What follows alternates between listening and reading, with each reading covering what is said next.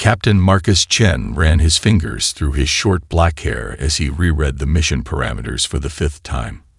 The holographic display bathed his quarters in a pale blue glow, highlighting the tension etched across his face. "This has to be a mistake," he muttered, swiping through the diplomatic brief again. The Terran Alliance needed the Xilurians' advanced shield technology to have any chance against the approaching Void Armada. 3 human colonies had already gone silent. Earth itself would be next within 2 years without better defenses. A soft chime announced Admiral Rice's incoming call. Marcus straightened his uniform and accepted the transmission. "I assume you've reviewed your assignment, Captain." The Admiral's weathered face appeared, her expression leaving no room for argument. "With all due respect, Admiral, there must be someone better suited for this arrangement. I'm a tactical officer, not a diplomat." Admiral Rice's eyes narrowed. "You're also the only officer with the genetic profile the Xilurians specifically requested. Their genetic compatibility algorithms selected you from our entire database." Marcus swallowed hard. "They want me to marry the High Minister's daughter based on genetic algorithms. The Xilurians don't approach pair bonding the way we do. To them, this is a logical transaction. High Minister Kvex gets a human son-in-law with optimal genetic markers, and we get access to shield technology that could save billions of lives." The Admiral's voice softened slightly. "I know this isn't what you signed up for, Chen." Marcus glanced at the holographic image of his bride-to-be. Zyra Kvex had the typical Xilurian features: blue-tinged skin, elongated cranium, 6-fingered hands, but lacked the iridescent skin patterns that defined beauty in their culture. Even to his human eyes, she appeared plain compared to other Xilurians he'd encountered. "What are you telling me, Admiral?" Marcus asked, noting the slight shift in Rice's posture. "Intelligence suggests Zyra is something of an embarrassment to the High Minister. She lacks certain desirable traits, but she's his only offspring, and Silurian succession laws are clear." The Admiral paused. "There's also her unusual interest in human culture. She's apparently quite the Earth history enthusiast." Marcus exhaled slowly. "So I'm marrying an alien outcast with a human fetish to save Earth. Anything else I should know?" Admiral Rice's expression remained carefully neutral. "Just remember your primary directive, Captain. Secure that technology for Earth. Whatever it takes." Her image flickered. "Your transport leaves at 600. Ambassador Lin will brief you during the journey." The transmission ended abruptly. Marcus closed the file and walked to the small viewport in his quarters. Earth's night side glowed with city lights below. Billions of lives depending on decisions made in distant rooms by people they'd never meet. His datapad chimed with a notification. A classified file had arrived, encrypted with his personal biometric key. Marcus pressed his thumb to the screen, and a new document appeared. Subject Zyra Kvex. Extended profile. The first line made his blood run cold. Subject exhibits anomalous genetic markers inconsistent with pure Silurian heritage. Marcus stared at the words, a cold realization settling over him. This mission was far more complicated than a simple diplomatic marriage. As his transport prepared for departure the next morning, Marcus secured the datapad in his inner pocket.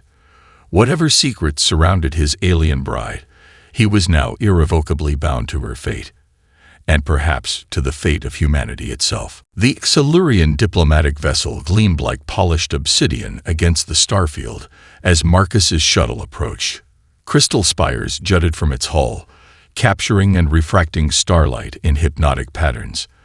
Despite himself, Marcus felt a flutter of awe. No matter how many times he encountered Silurian architecture, its otherworldly beauty never failed to impress. "Prepare for docking procedures," announced the pilot as they lined up with the entry port. Ambassador Lin, a petite woman with silver-streaked hair, leaned toward Marcus. "Remember, Captain, Silurians value precision and control." Showed no strong emotions during the introduction ceremony. Marcus nodded, his face a careful mask. The classified file he'd read during the journey had raised more questions than answers. Whatever anomalies existed in Zera's genetic profile, they weren't elaborated upon in the document. The airlock cycled open to reveal a delegation of tall, blue-skinned Silurians. Their ceremonial robes shimmered with embedded light particles that pulsed in complex patterns. At their center stood an imposing figure with elaborate cranial ridges, High Minister Kvex himself. Captain Chen. The High Minister's voice resonated with artificial harmonics added by his translator. Your presence honors us. The union between our houses will herald a new era of cooperation. Marcus bowed precisely as instructed. The honor is mine, High Minister. Earth values this alliance greatly. The Silurian's multifaceted eyes reflected no emotion. You will meet my daughter at the reception. First, we must complete the arrival purification. 2 hours of ceremonial procedures later, Marcus entered the grand reception hall. Crystalline architecture soared overhead, creating rainbows of light that danced across the gathered dignitaries. Silurians moved with precise, calculated steps, their conversations a musical hum of harmonics. A hush fell over one section of the hall. Marcus turned to see the crowd parting. Zera Kvex approached, walking with a grace that seemed almost human. Unlike the stiff movements of her kinsman, her gait flowed naturally. Her blue skin lacked the prized iridescent patterns of her peers, appearing almost matte in the crystal light. The Silurians she passed watched with thinly veiled disdain. But it was her eyes that stopped Marcus cold. Unlike the blank, multifaceted orbs of other Silurians, hers held unmistakable emotion, and they were an impossible shade of amber. Captain Chen, she said, her translator creating perfect English without the usual harmonic embellishments. I welcome you to Siluria Prime. Lady Zyra, Marcus replied automatically, trying to reconcile the briefing images with the person before him. The pleasure is mine. A slight smile, another very un-Silurian expression, touched her lips.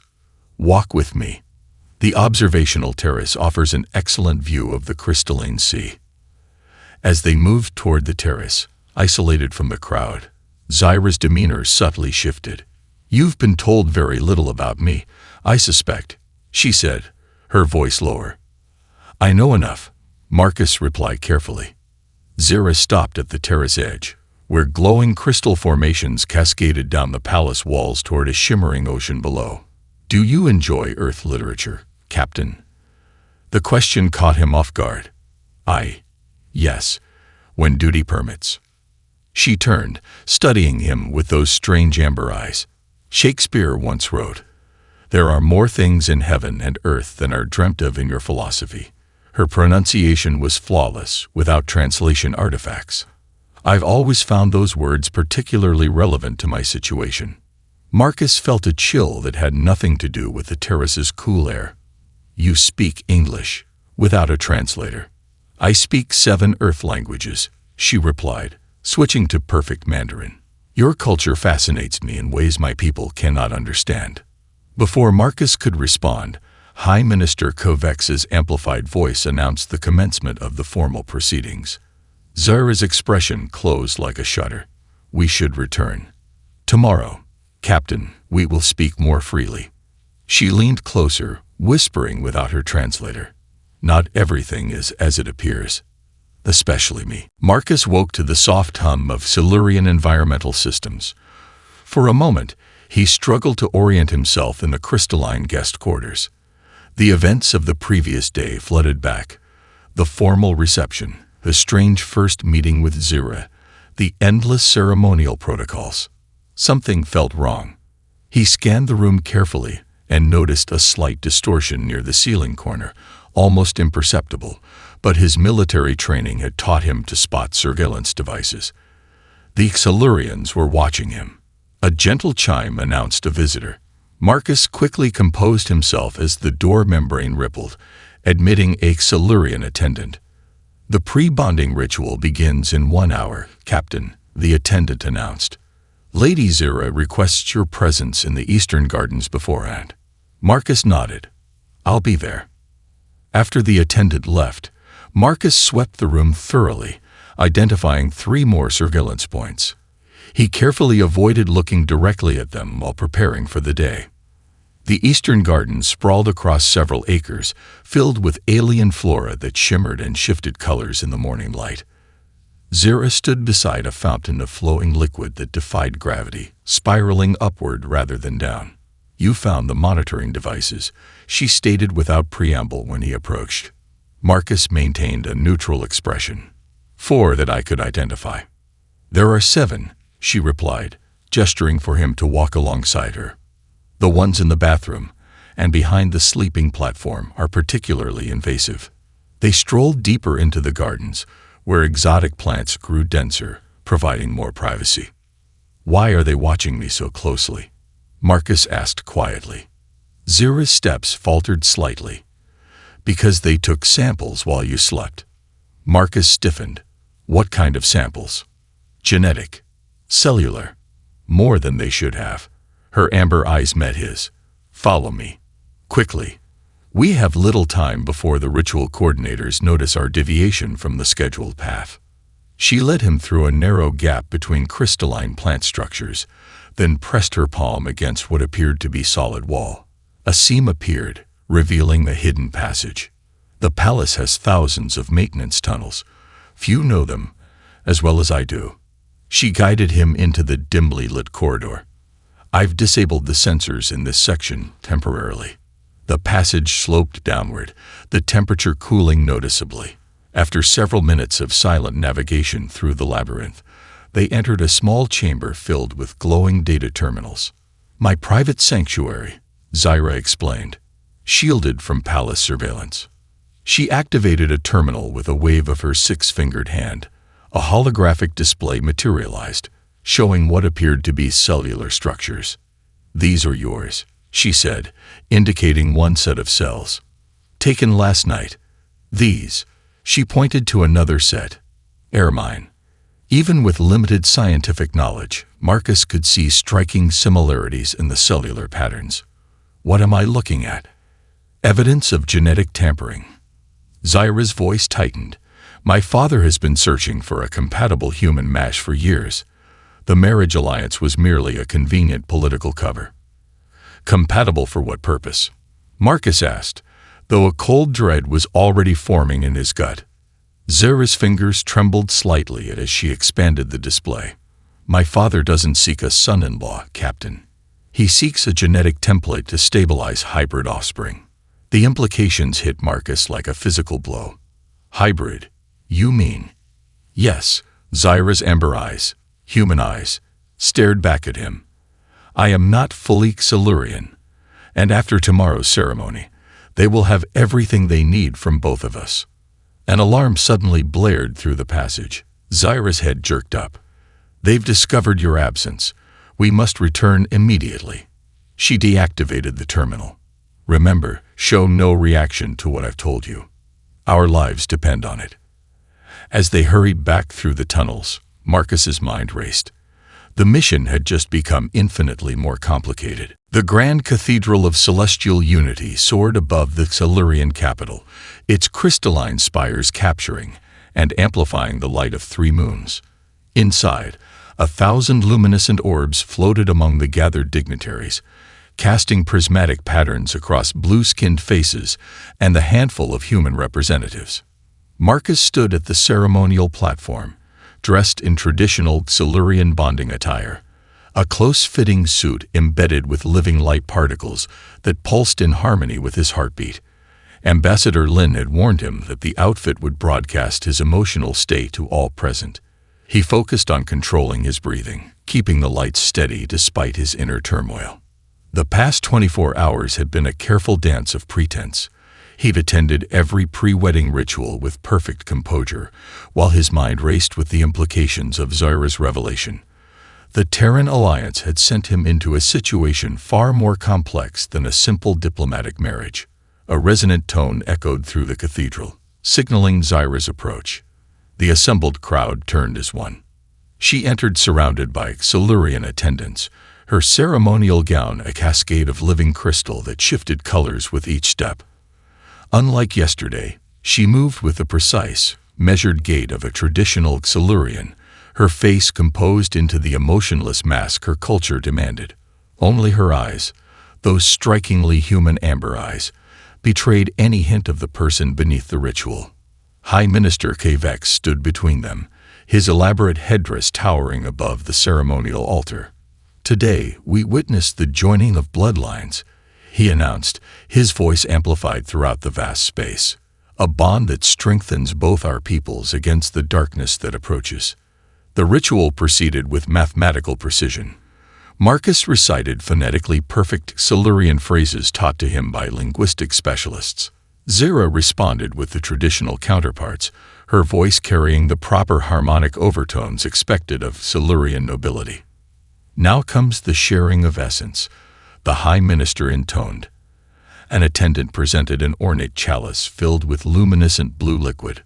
Marcus's diplomatic briefing had mentioned this part, a symbolic drinking ritual representing the mixing of family lineages. What the briefing hadn't mentioned was the intense look of warning Zira gave him as the High Minister held the chalice toward them. Too late to back out now. Following protocol, Marcus took the ceremonial vessel and sipped the bitter liquid before passing it to Zira, who did the same. For 3 heartbeats, nothing happened. Then a searing sensation spread from his chest outward. The light particles in his ceremonial attire flared brilliantly as his heart rate spiked. A collective gasp rose from the Silurian attendees. Something foreign pressed against the boundaries of his consciousness, a presence, distinctly not his own. Images flooded his mind. A laboratory, a human woman with amber eyes, a small blue-skinned child hiding from cruel caretakers, endless medical procedures. Marcus staggered backward, clutching the ceremonial platform for support. Across from him, Zira's eyes widened in apparent shock. The connection between them wasn't just ceremonial. It was literally mental. "The bond manifests strongly," the High Minister announced, satisfaction evident in his tone. "The genetic compatibility is optimal." Through the chaotic mental link forming between them, Marcus received a clear, desperate thought that wasn't his own. "Don't let them see you understand what's happening. Our only advantage is their ignorance of how complete this connection is."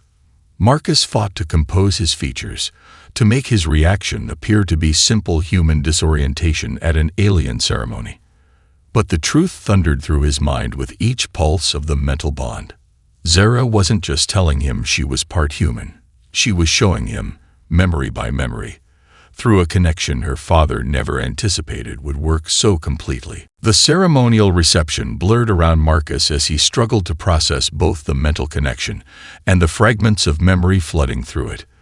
Silurian dignitaries approached to offer traditional blessings, their voices distant beneath the roar of foreign thoughts in his mind. "You must excuse my new husband," Zira told an important-looking official. "The bonding affects humans differently than Silurians. He requires a brief period of adjustment." Her voice sounded doubly in Marcus's perception, once through his ears and again through the strange mental link between them. He felt her concern, her fear, and underneath it all, a lifetime of isolation. "Follow me," her thoughts directed him. "Show signs of discomfort." They expected. Marcus didn't need to pretend. He pressed a hand to his temple, swaying slightly. "I need a moment." High Minister Kvex nodded indulgently. "The ceremony chamber has been prepared for your privacy. It is traditional for newly bonded pairs to withdraw briefly for contemplation." 2 attendants guided them to an ornate chamber adjacent to the cathedral. As soon as the membrane doors sealed behind them, Zira activated a small device that emitted a soft hum. "Sonic disruptor," she explained. "It will scramble any surveillance for a few minutes." Her formal demeanor vanished, replaced by urgent intensity. "There's little time. What did you see through the bond?" Marcus sat heavily on a crystalline bench. "A laboratory. A human woman. You as a child." He looked up at her. "You're half human." Zira's shoulders sagged with something like relief. "Yes. My mother was Dr. Elena Sharma, xenobiologist on the first human expedition to Siluria. Official records claim she died in a shuttle accident, but my father took her as a secret bride, fascinated by human genetic adaptability. The amber eyes, Marcus said, understanding dawning. They're hers. One of many human traits I inherited, Zyra confirmed. I also process emotions differently than pure Xilurians. I experience them as humans do, directly, intensely. It made me an outcast among my father's people. Marcus processed this revelation. Your human heritage, it's why they chose me specifically, isn't it? Yes. My father has spent decades studying my hybrid physiology. I'm more adaptable than pure Xilurians, with greater emotional intelligence and cognitive flexibility. But I'm also prone to genetic instabilities. Her voice tightened. I'm an experiment to them, Captain. A partially successful prototype they wish to improve upon. Through their bond, Marcus felt the lifetime of pain behind those words, the clinical examinations, the coldness of her father's scientific interest, the rejection by Xilurian society, and the shield technology, the alliance with Earth. Real, but conditional. Zyra's expression hardened. The void threat exists. My father will provide the technology, but only after confirming viable embryos with our combined genetic material. The implication struck Marcus like a physical blow. They plan to harvest. Not just harvest. They plan to create a new generation of hybrids using our genetic template, more controllable than I proved to be. The perfect blend of Silurian intelligence and human adaptability. Marcus felt sick. And Earth. Do our representatives know? Through their strengthening bond, he sensed her certainty before she spoke. Some suspect. Ambassador Lin has asked questions that suggest awareness. But officially, Zyra shook her head. Your government wants the shield technology badly enough that they might consider a few embryos an acceptable price. The sonic disruptor chirped softly. Our time is up, Zyra whispered. We must return. But remember, she grasped his hand, the mental connection flaring brighter. This bond gives us an advantage they never anticipated. Our minds are linking in ways pure Xilurians cannot comprehend. The door membrane rippled as attendants arrived to escort them back to the reception. Marcus squeezed Zyra's hand once before releasing it, a silent promise forming between them. The reception lasted well into the night. Marcus maintained his composure through hours of Silurian protocols, though the mental link with Zyra hummed constantly at the edge of his consciousness.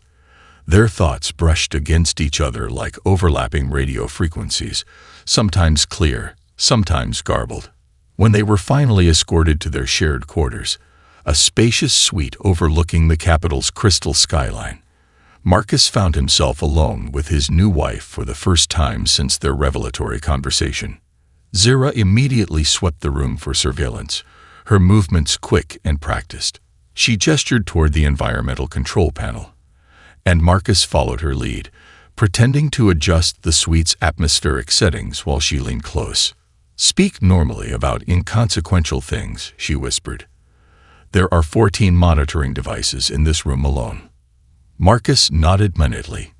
The ceremony was beautiful, he said in a normal tone. Your world's architecture is unlike anything on Earth. Focus on our mental connection. Zyra's thoughts reached him. They cannot monitor that. Marcus concentrated, feeling the strange presence of her consciousness. Can you hear me? Yes. The bond grows stronger with proximity and use. Her mental voice felt clearer than before. We must plan carefully. My mother left something that could expose everything. Out loud, Zyra said, would you like to see the night gardens? It's traditional for newly bonded pairs to walk them. The gardens were less crowded, with only a few other Xilurians strolling the illuminated paths. Bioluminescent plants cast a soft glow over the winding trails, providing small pockets of relative privacy. My mother maintained a secret laboratory, Zyra explained through their link as they walked. Before she died, she encoded its coordinates in my genetic sequence, data that would only express itself in the presence of compatible human DNA. Marcus kept his expression neutral despite his shock. That's why they needed a human match for you. Yes, but they don't realize what the sequence contains. They believe it's simply unstable code requiring stabilization. Through their connection, Marcus felt her bitter amusement. My father has spent decades trying to unlock my mother's final secret, never understanding she hid it from him deliberately. What's in the laboratory? Evidence, research, and a way off this planet that isn't controlled by either the Silurian High Council or your Terran Alliance. A patrolling guard nodded respectfully as they passed. Marcus smiled pleasantly while continuing the silent conversation. You've been planning this for years, he realized, feeling the careful calculations behind her thoughts. Since I understood what I was, what they made me. Her mental voice carried a deep resolve. I needed a compatible human to complete the genetic key, but I also needed someone who would help me once they learned the truth. Marcus considered everything he'd seen and felt through their connection. Her isolation, the clinical experiments, the lifetime of being treated as a specimen rather than a person. The Terran Alliance sent me to secure shield technology to protect Earth, he said carefully. I have a duty to my people. And if I told you my mother's research includes defensive technology beyond even current Silurian capabilities? Zira countered. Technology they've kept from both our peoples. That gave him pause. Your father would suppress advanced defensive tech. Power is maintained through controlled sharing of advantages, Captain. My father has never intended to give Earth your civilization's best chance against the Void. Just enough to maintain the alliance and access to human genetics. They reached a secluded alcove where a massive crystal formation created natural privacy. Zara turned to face him, speaking aloud again. The bonding tremors should subside by morning, she said for the benefit of any listeners. Shall we return to our quarters? But through their connection, her question was entirely different. Will you help me escape tomorrow night? Once the genetic key activates, we'll have a short window to reach my mother's laboratory. Marcus met her amber gaze, making his decision. Yes. The following day passed in a blur of ceremonial appearances and diplomatic meetings. Marcus played his role perfectly, attending a treaty signing where Earth representatives eagerly accepted preliminary shield schematics in exchange for continued cultural exchange programs. Through their mental link, Marcus and Zira refined their plan while maintaining outward appearances. The bond had strengthened overnight, allowing them to share not just thoughts but skills. Her knowledge of Silurian security systems flowed into his mind, while his tactical training and combat awareness became accessible to her. As the planet's 3 moons rose, they returned to their quarters for the night. The moment the door sealed behind them, Zira activated her sonic disruptor and whispered, "It's happening. The genetic key is expressing."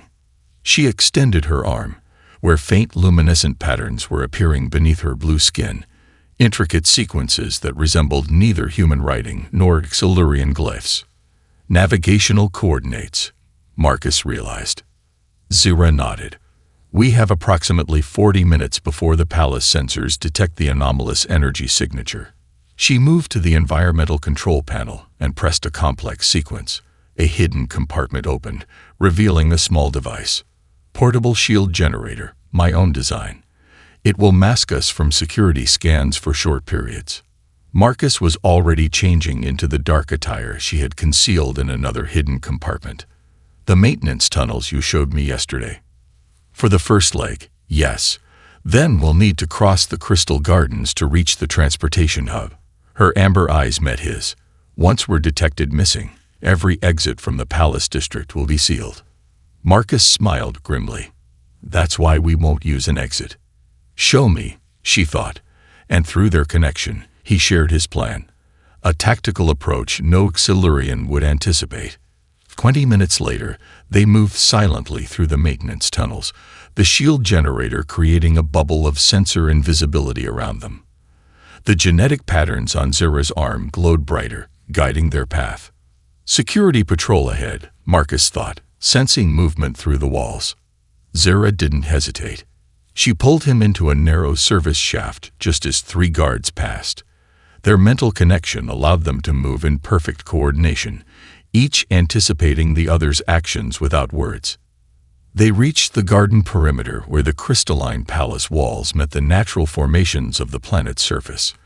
Marcus removed a small device from his pocket, a tool he'd concealed since his arrival, officially listed as a personal environmental regulator in his diplomatic belongings. Earth tech? Zyra asked. Sonic disruption drill. Standard equipment for special operations in environments with crystalline architecture. He calibrated the frequency and applied it to the wall. The crystal's molecular bonds temporarily weakened, creating a passage just large enough for them to squeeze through. Alarms began blaring the moment they emerged outside the palace grounds. "They've discovered our absence sooner than expected," Zyra said, checking the coordinates on her arm. "This way." They raced across the rocky terrain, the three moons casting multiple shadows that danced around them. Behind them, searchers poured from the palace, deployment patterns suggesting they were hunting for escapees traveling toward the city's spaceport or transportation hubs. "They're looking in the wrong direction," Marcus observed as they climbed higher into the crystal formations that surrounded the capital. "My mother was clever," Zyra replied. "Her laboratory isn't in the city at all." The coordinates led them to what appeared to be a solid rock face. Zyra pressed her palm against it, the genetic patterns on her arm flaring in response. A seam appeared, widening into a doorway. Inside waited a sleek vessel unlike any Marcus had seen, neither Silurian nor human in design. "My mother's final project," Zyra said, her voice tinged with wonder. "A hybrid ship for a hybrid child." As they stepped inside, the vessel hummed to life, responding to their presence. Interface panels lit up with a combination of Silurian crystal technology and human tactile controls. "Can you fly it?" Marcus asked. Zyra took his hand, their mental connection surging stronger. "Not alone, but together." I think that was always her plan. 3 years later, an unregistered vessel approached Earth's defensive perimeter. Its unique energy signature triggered immediate alerts throughout the system. A dozen military ships moved to intercept, weapons primed. "Unidentified craft. This is Earth Defense Command. You have entered restricted space. Identify yourself immediately." Inside the hybrid vessel, Marcus Chen smiled at the familiar protocols. His hand rested on the crystalline interface panel, while Zyra piloted through their mental link. "Earth Defense Command, this is Captain Marcus Chen, formerly of the Terran Diplomatic Corps, requesting secure channel to Admiral Reyes." A long pause followed. Finally, "Transmitting coordinates for approach vector. Prepare to be escorted." Zyra's amber eyes met his. "Are you ready for this?" Marcus nodded. In the 3 years since their escape, they had traversed the far reaches of known space, gathering others like Zyra, hybrid children from secret programs, while evading both Silurian and Earth forces. Their ship, which they had named Threshold, had become home to 17 hybrids with unique abilities. Most importantly, they had decoded Dr. Sharma's research, revolutionary defense technology that could protect against the void forces that had now claimed 3 outer Earth colonies. The Threshold descended through Earth's atmosphere, escorted by fighter craft. Below, the rebuilt skyline of New Geneva gleamed in the morning sun. The diplomatic landing pad was surrounded by security forces and high-ranking officials.